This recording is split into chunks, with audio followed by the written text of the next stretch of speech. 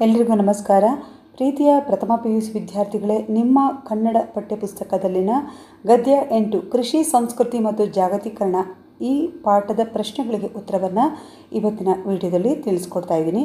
ವಿದ್ಯಾರ್ಥಿಗಳೇ, ಮೊದಲನೇದಾಗಿ ಒಂದು ವಾಕ್ಯಗಳಲ್ಲಿ ಉತ್ತರಿಸಿರಿ. ಪ್ರಶ್ನೆ 1. ಲೇಖಕರು ಸಿಪಾಯಿ ದಂಗೆಯನ್ನು ಏನೆಂದು ಕರೆದಿದ್ದಾರೆ? ಲೇಖಕರು ಸಿಪಾಯಿ ದಂಗೆಯನ್ನು ರೈತರ ದಂಗೆ ಎಂದು ಕರೆದಿದ್ದಾರೆ. ಪ್ರಶ್ನೆ 2. ರೈತರು ಯಾವ ತೆರಿಗೆಯನ್ನು ಪಾವತಿಸಬೇಕಾಯಿತು? ರೈತರ ಹಳೆಯ ತೆರಿಗೆ ಪದ್ಧತಿಯ ಪ್ರಕಾರ ಬೆಳೆದ ಬೆಳೆಯಲ್ಲಿ ಒಂದಿಷ್ಟು ಭಾಗವನ್ನು ಕೊಡಬೇಕೆನ್ನುವ ನಿಯಮ ಇತ್ತು. ಬರಬಿದ್ದು ಬೆಳೆ ಬಾರದಿದ್ದರೆ ಆ ವರ್ಷವೂ ತೆರಿಗೆ ಪಾವತಿಸಬೇಕಾಯಿತು. ಪ್ರಶ್ನೆ 3. ಬ್ರಿಟಿಷ್ ಸರ್ಕಾರಕ್ಕೆ ತೆರಿಗೆ ಕಟ್ಟಬಾರದೆಂದು ಯಾರು ಹೇಳಿದರು? ಬ್ರಿಟಿಷ್ ಸರ್ಕಾರಕ್ಕೆ ತೆರಿಗೆ ಕಟ್ಟಬಾರದೆಂದು ಗಾಂಧೀಜಿ ಹೇಳಿದರು. ಪ್ರಶ್ನೆ 4.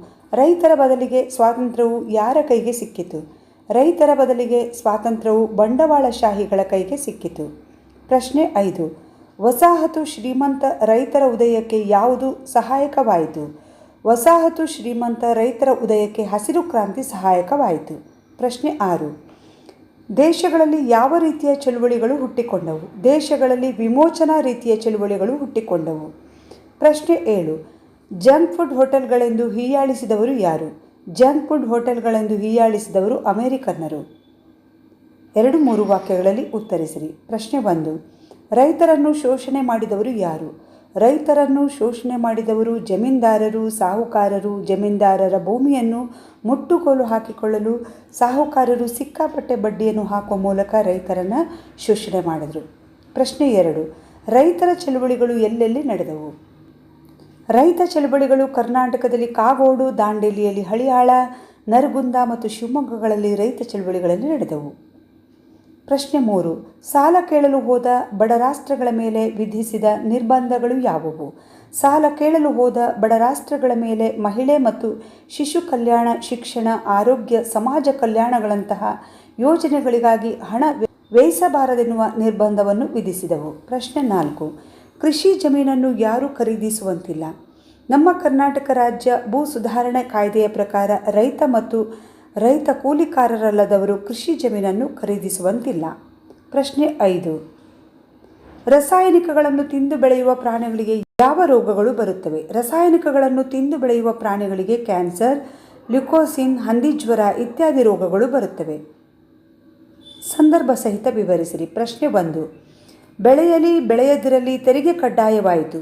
ಆಯ್ಕೆ: ಪ್ರಸ್ತುತ ಈ ಮೇಲಿನ ವಾಕ್ಯವನ್ನು CH ಹನುಮಂತರಾಯ ಅವರು ಬರೆದಿರುವ ಕೃಷಿ ಸಂಸ್ಕೃತಿ ಮತ್ತು ಜಾಗತೀಕರಣ ಎಂಬ ಪಾಠದಿಂದ ಆರಿಸಲಾಗಿದೆ. ಸಂದರ್ಭ: ಲೇಖಕರು 1857ರ ದಂಗೆಯನ್ನು ಉಲ್ಲೇಖಿಸುತ್ತಾ ಆ ಸಂದರ್ಭದಲ್ಲಿಯ ರೈತರ ದುಸ್ಥಿತಿಯನ್ನು ವಿವರಿಸುವ ಸಂದರ್ಭ ಇದಾಗಿದೆ. ಸ್ವಾರಸ್ಯ: ಲೇಖಕರು 1857ರ ಸಿಪಾಯಿ ದಂಗೆಯನ್ನು ರೈತ ದಂಗೆ ಎಂದು ಕರೆಯುತ್ತಾರೆ, ಏಕೆಂದರೆ ಆ ದಂಗೆ ಸ್ಫೋಟಗೊಳ್ಳುವುದಕ್ಕೆ ಕ್ರಾಂತಿಕಾರಕ ವಾತಾವರಣವನ್ನು ನಿರ್ಮಿಸಿದವರು ರೈತರು. ಬ್ರಿಟಿಷರು ರೈತರಿಂದ ತೆರಿಗೆ ವಸೂಲಿ ಮಾಡ್ತಿದ್ರು, ಆದರೆ ಅದಕ್ಕೆ ಪ್ರತಿಯಾಗಿ ಯಾವ ಅನುಕೂಲಗಳನ್ನು ಒದಗಿಸಿಕೊಡ್ತಿರಲಿಲ್ಲ. ಬರಬಿದ್ದು ಬೆಳೆ ಬಾರದಿದ್ದರೂ ತೆರಿಗೆ ಮಾತ್ರ ಪಾವತಿಸಬೇಕಾಗಿತ್ತು. ಬ್ರಿಟಿಷರು ತಂದ ಹೊಸ ನಮೂನೆಯ ಜಮೀನ್ದಾರಿ ಪದ್ಧತಿಯಿಂದ ರೈತರು ಹಣದ ರೂಪದಲ್ಲಿ ತೆರಿಗೆ ಪಾವತಿಸಬೇಕಾಯಿತು ಎನ್ನುತ್ತಾ ಮೇಲಿನಂತೆ ವಿವರಿಸ್ತಾರೆ. ಪ್ರಶ್ನೆ 2. ಶವಗಳನ್ನು ನಾಯಿ ನರಿಗಳು ತಿನ್ನುತ್ತಿದ್ದವು. ಆಯ್ಕೆ: ಪ್ರಸ್ತುತ ಈ ಮೇಲಿನ ವಾಕ್ಯವನ್ನು CH ಹನುಮಂತರಾಯ ಅವರು ಬರೆದಿರುವ ಕೃಷಿ ಸಂಸ್ಕೃತಿ ಮತ್ತು ಜಾಗತೀಕರಣ ಎಂಬ ಪಾಠದಿಂದ ಆರಿಸಲಾಗಿದೆ. ಸಂದರ್ಭ: ಮಾನವ ನಿರ್ಮಿತ ಬರದ ಪರಿಣಾಮವನ್ನು ವಿವರಿಸುವ ಸಂದರ್ಭ ಇದಾಗಿದೆ. ಸ್ವಾರಸ್ಯ: ಬ್ರಿಟಿಷರು ಮಾನವ ವಿರೋಧಿ ನೀತಿಯಿಂದ ರೈತರ ಪರಿಸ್ಥಿತಿಯನ್ನು ಶೋಚನೀಯವಾಯಿತು. 1500ರಿಂದ 1857ರಷ್ಟು ಹೊತ್ತಿಗೆ ಸುಮಾರು 20ಕ್ಕೂ ಮಿಕ್ಕ ಬರಗಳು ಕಾಣಿಸಿಕೊಂಡವು. ರೈತರು ಎರೆಮಣ್ಣನ್ನು ತಿಂದು ಹೊಟ್ಟೆ ತುಂಬಿಸಿಕೊಂಡ ಸುದ್ದಿಗಳೂ ಹರಡಿದ್ದವು. ಆ ಕಾಲಕ್ಕೆ ಹಸಿವಿನಿಂದ ಸಾಯುವ ರೈತರ ದೇಹಗಳನ್ನು ಅಂತ್ಯಕ್ರಿಯೆ ಮಾಡಲು ಆಗದಂತಹ ಸ್ಥಿತಿ ಉಂಟಾಗಿತ್ತು ಎನ್ನುತ್ತಾ ಬರದ ತೀವ್ರತೆಯನ್ನು ವಿವರಿಸ್ತಾರೆ. ಪ್ರಶ್ನೆ 3. ಸ್ವಾತಂತ್ರ್ಯಕ್ಕಾಗಿ ಸೆಣಸಿದ ಸಾಮಾನ್ಯ ರೈತರ ಬದುಕು ದುಸ್ತರವಾಯಿತು.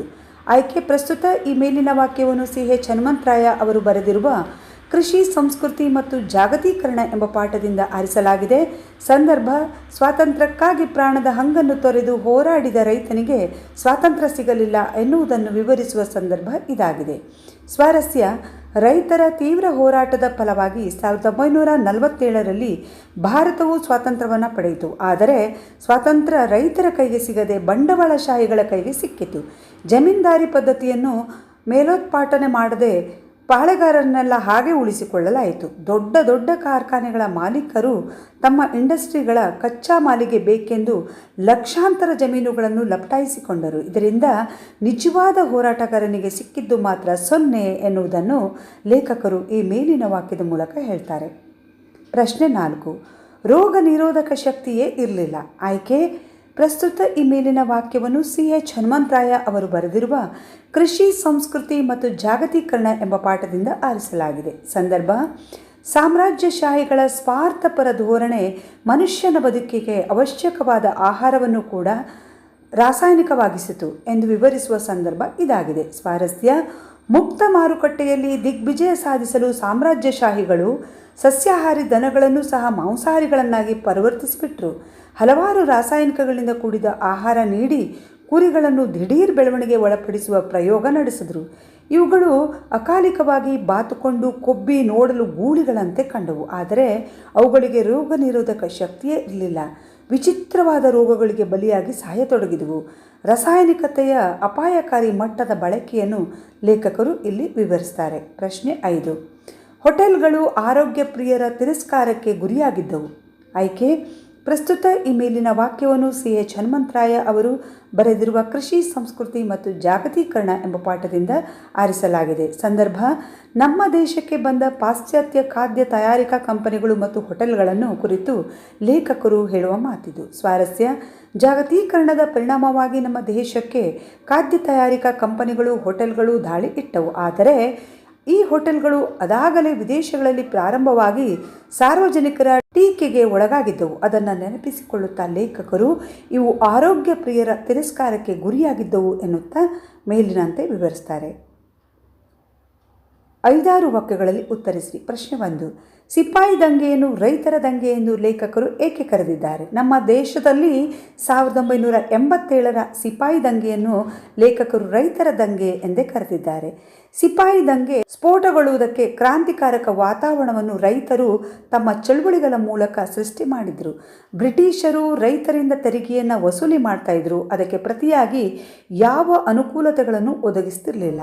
ಕೆರೆ, ಬಾವಿಗಳ ಸಂರಕ್ಷಣೆ, ನಿರ್ಮಾಣ ಕಾರ್ಯಗಳು ನಿಂತು ಹೋಗಿದ್ವು. ರೈತರು ಹಳೆಯ ಪದ್ಧತಿ ಪ್ರಕಾರ ತೆರಿಗೆ ಪಾವತಿಸಬೇಕಾದರೆ ತುಂಬ ಕಷ್ಟವಾಗ್ತಾ ಇತ್ತು. ಬೆಳೆಯಲಿ ಬೆಳೆಯಾಗದಿರಲಿ ತೆರಿಗೆ ಕಡ್ಡಾಯವಾಗಿತ್ತು. ಈ ರೀತಿ ಬ್ರಿಟಿಷರ ವಿರುದ್ಧ ಹೋರಾಟ ಮಾಡಿ ತಮ್ಮ ಜಮೀನನ್ನು ಉಳಿಸಿಕೊಳ್ಳಲು ರೈತರು ಸಾಲ ಮಾಡಬೇಕಾಯಿತು. ಪ್ರಶ್ನೆ 2. 19ನೇ ಶತಮಾನದಲ್ಲುಂಟಾದ ಬರದ ಪರಿಣಾಮಗಳೇನು? 19ನೇ ಶತಮಾನದಲ್ಲುಂಟಾದ ಬರವು ಮಾನವ ನಿರ್ಮಿತ ಬರ ಎಂದು ಹೆಸರಿಸಲಾಯಿತು. ಕೆಲ ರೈತರು ಕೃಷಿ ಮಾಡದೆ ಎರೆಮಣ್ಣನ್ನು ತಿಂದು ಹೊಟ್ಟೆ ತುಂಬಿಸಿಕೊಳ್ಳುತ್ತಿದ್ದರು. ಇದರಿಂದ ಹಸಿವಿನಿಂದ ಸಾಯುವವರ ಸಂಖ್ಯೆ ಹೆಚ್ಚಾಯಿತು. ರೈತರ ದೇಹಗಳನ್ನು ಅಂತ್ಯಕ್ರಿಯೆ ಮಾಡಲು ಆಗದಂತಹ ಸ್ಥಿತಿ ಉಂಟಾಯಿತು. ಶವಗಳನ್ನು ನಾಯಿ ನರಿಗಳು ತಿನ್ನುತ್ತಿದ್ದವು. ಎಲ್ಲಿ ನೋಡಿದರೂ ಮಾನವ ಅಸ್ಥಿಪಂಜರಗಳು ಬಿದ್ದಿರುತ್ತಿದ್ದವು. ಹೈದರಾಬಾದ್, ಕರ್ನಾಟಕ ಪ್ರದೇಶಗಳಲ್ಲಿ ಡೋಂಗಿ ಬರ ಎಂದು ಕರೆದರು. ಬ್ರಿಟಿಷರ ದರೋಡೆಕೋರರ ನೀತಿಗಳ ವಿರುದ್ಧ ಎಲ್ಲ ಕಡೆ ರೈತರು ಸಿಡಿದೆದ್ದರು. ರೈತರ ಮೇಲೆ ಗುಂಡು ಹಾರಿಸಲು ಸೈನಿಕರಿಗೆ ತಿಳಿಸಲಾಯಿತು. ಭಾರತೀಯ ಸೈನಿಕರು ನಿರಾಕರಿಸಿದರು. ಇದರಿಂದಾಗಿ ರೈತರು ಮತ್ತು ಭಾರತೀಯ ಸೈನಿಕರ ನಡುವೆ ಸ್ನೇಹ ಉಂಟಾಯಿತು. ಪ್ರಶ್ನೆ 3. ರೈತರ ಚಳುವಳಿಗಳ ಬಗ್ಗೆ ಬರೆಯಿರಿ. ಭಾರತದಲ್ಲಿ ಸಾಮ್ರಾಜ್ಯಶಾಹಿಗಳ ಮತ್ತು ಬಂಡವಾಳಶಾಹಿಗಳ ಬಡ ರೈತರ ಮೇಲೆ ದೌರ್ಜನ್ಯ, ಶೋಷಣೆ ಮಾಡ್ತಾ ಇದ್ರು. ಇದರಿಂದ ಸಹಿಸಿಕೊಳ್ಳಲಾರದೆ ರೈತರು 70ರ ದಶಕದಲ್ಲಿ ಭುಗಿಲೇಳತೊಡಗಿದರು.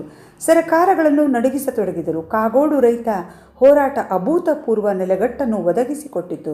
ದಾಂಡೇಲಿಯಲ್ಲಿ ಹಳಿಯಾಳ ರೈತ ಹೋರಾಟವು ನಡೆಯಿತು. ನರಗುಂದ ಮತ್ತು ಶಿವಮೊಗ್ಗ ರೈತ ಚಳುವಳಿಗಳು ಕೂಡ ನಡೆದವು. ಇದೇ ರೀತಿ ವಸಾಹತು ದೇಶಗಳಲ್ಲಿ ದೇಶೀಯ ವಿಮೋಚನಾ ಚಳುವಳಿಗಳು ಹುಟ್ಟಿಕೊಂಡವು. ಪ್ರಶ್ನೆ 4. ಭೂ ಸುಧಾರಣಾ ಕಾಯ್ದೆ ಎಂದರೇನು? ಇದರ ಪರಿಣಾಮಗಳೇನು?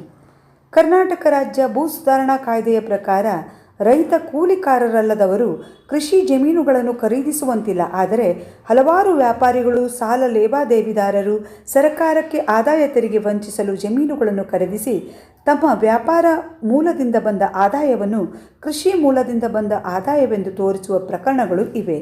ಭೂಮಿ ರೈತನಿಗೆ ಉತ್ಪಾದನಾ ಸಾಧನ ಮಾತ್ರವಲ್ಲ, ಅವನ ಬದುಕೂ ಆಗಿದೆ.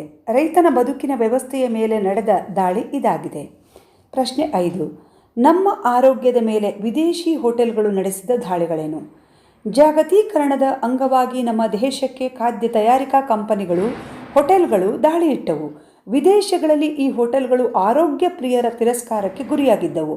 ಅಮೆರಿಕಾದ ಸಂಸತ್ತು ಇಂತಹ ಹೋಟೆಲ್ಗಳು ತಯಾರಿಸುವ ಖಾದ್ಯಗಳ ಗುಣಮಟ್ಟ ಪರೀಕ್ಷಿಸಲು ಸಮಿತಿಯೊಂದನ್ನು ರಚಿಸಿತು. ಈ ಕಂಪನಿಗಳು ಖಾದ್ಯ ತಯಾರಿಕೆಗೆ ಬಳಸುವ ಕುರಿ, ಕೋಳಿಗಳ ವಿಶೇಷ ರಾಸಾಯನಿಕ ಆಹಾರ ತಿನ್ನಿಸಿ ಬೆಳೆಸಲಾಗುತ್ತಿದ್ದ ಅಂಶ ಬೆಳಕಿಗೆ ಬಂತು. ಈ ರೀತಿ ಬೆಳೆಸುವ ಪ್ರಾಣಿಗಳ ಮಾಂಸ ಹೆಚ್ಚು ರುಚಿಕರವಾಗಲೆಂದು ಮತ್ತು ದಿಢೀರ್ ಉಬ್ಬಿ ಬೆಳೆಯಲೆಂದು ಅಪಾಯಕಾರಿ ರಾಸಾಯನಿಕಗಳನ್ನು ಬಳಸಿದರು. ಎಷ್ಟೇ ಬೇಯಿಸಿದರೂ ಪ್ರಾಣಿಗಳ ದೇಹದಲ್ಲಿ ಉಳಿಯುತ್ತಿದ್ದ ರಾಸಾಯನಿಕಗಳು ಖಾದ್ಯಗಳ ಮೂಲಕ ಮಾನವನ ದೇಹ ಸೇರುತ್ತಿತ್ತು.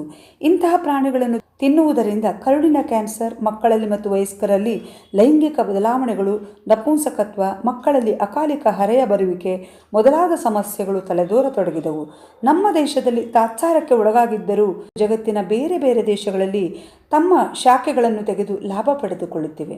ವಿದ್ಯಾರ್ಥಿಗಳೇ, ಇಲ್ಲಿವರೆಗೆ ನೀವು ಕೃಷಿ ಸಂಸ್ಕೃತಿ ಮತ್ತು ಜಾಗತೀಕರಣ ಈ ಪಾಠದ ಪ್ರಶ್ನೆಗಳಿಗೆ ಉತ್ತರವನ್ನು ತಿಳಿದುಕೊಂಡ್ರಿ.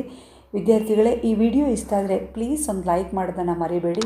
ಯಾರ್ಯಾರು ಹೊಸದಾಗಿ ನನ್ನ ಈ ವಿಡಿಯೋವನ್ನು ನೋಡ್ತಾ ಇದ್ದರೂ ನನ್ನ ಚಾನಲ್ನ ಸಬ್ಸ್ಕ್ರೈಬ್ ಮಾಡ್ಕೊಂಡು ವಿಡಿಯೋ ನೋಡಿ, ಹಾಗೆ ನಿಮ್ಮ ಫ್ರೆಂಡ್ಸ್ಗಳಿಗೂ ಕೂಡ ಶೇರ್ ಮಾಡಿ ಅಂತ ಹೇಳ್ತಾ ಇವತ್ತಿನ ವಿಡಿಯೋವನ್ನು ಮುಗಿಸ್ತಾ ಇದ್ದೀನಿ. Thank you.